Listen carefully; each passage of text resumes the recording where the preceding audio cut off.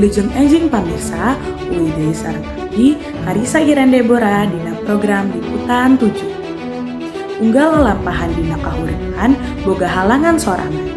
Dina lalakon asmara, teu aneh lamun pasangan disangharepan rupa-rupa tantangan anu sakapeung hese diungkulan. Nalika dua hate nu fungsina hiji milih papisah, ieu tangtosna mangrupikeun kaputusan anu henteu gampang sareng pinuh pertimbangan.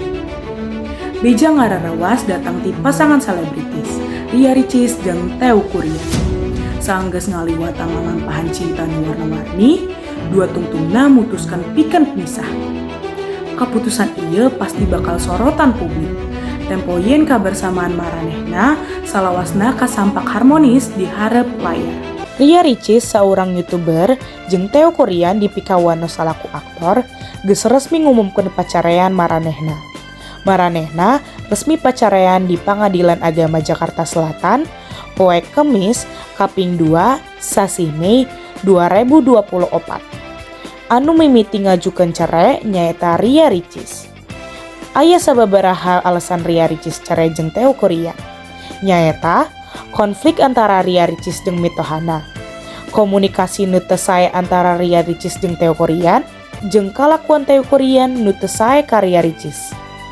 Alasan cerai maranehna jadi kanyawan umum lantaran putusan Majelis Hakim Pengadilan Agama Jakarta Selatan anu sumebar dina media sosial. Kayaan salila sidang cerai maranehna eta sedih jeung genting.